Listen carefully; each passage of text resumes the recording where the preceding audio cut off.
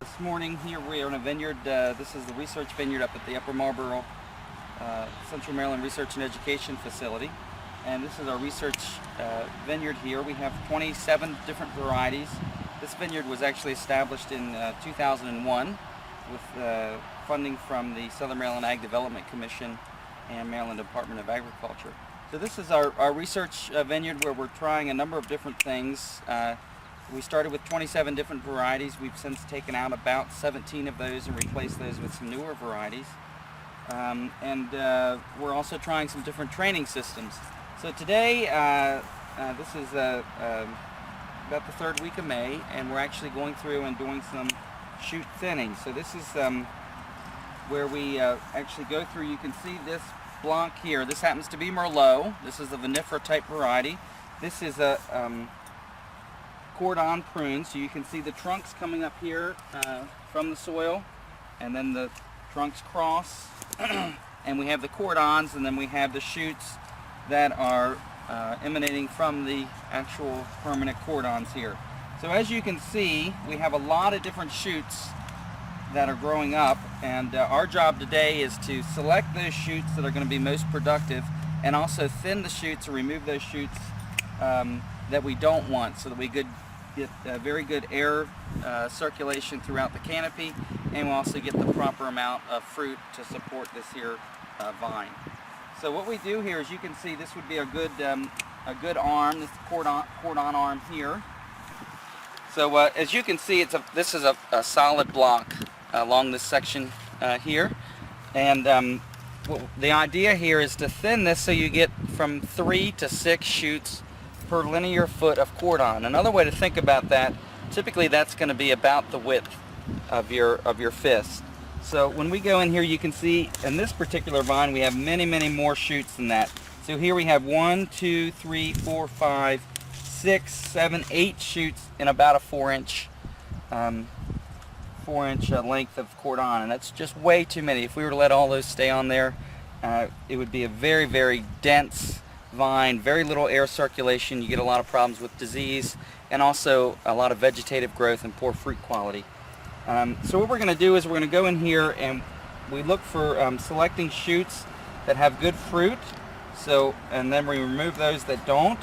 We also, this particular vineyard this year has a little bit of problem with phomopsis, and I'll give you an example of phomopsis here on the leaf. You can see that distortion of the leaf and the lesions on the leaf surface there. Phomopsis is a disease that affects the shoots, and it can affect the leaves too early in the year. So we're removing any shoots that have evidence of phomopsis as well.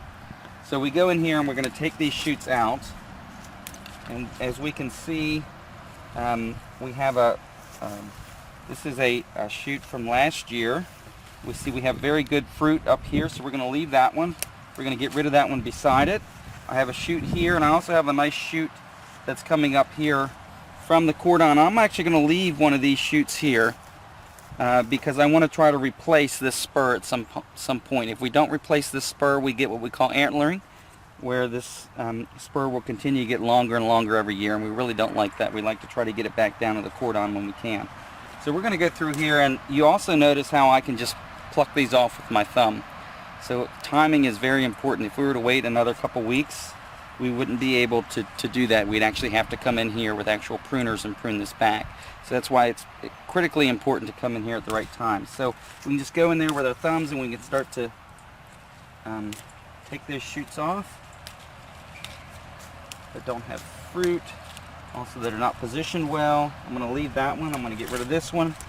And so here we can see we have about 1 foot of vine right here, and I have 1, 2, 3, 4 shoots. Okay, so I might take one more off. And again, this just takes a little bit of practice, and it's going to vary with each variety in terms of how much fruit it can take.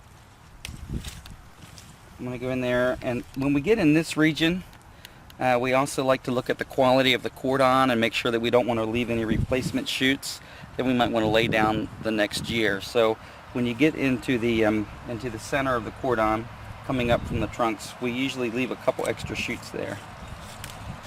So you can see this part of the cordon has been done, and you can see the shoot density there much thinner than if we look into this part of the cordon here.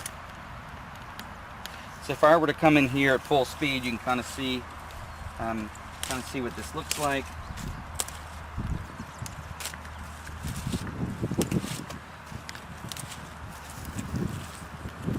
It is a bit of an art as well. You don't want to get in too much of a hurry. It's not about speed, but you do need to be efficient. So there we go. Okay, so that would be this would be the initial chute selection, and then what we'll do with the catch wires here is these chutes get sandwiched between the catch wires, so that when they grow vertically, they'll then be positioned perfectly along the cordon.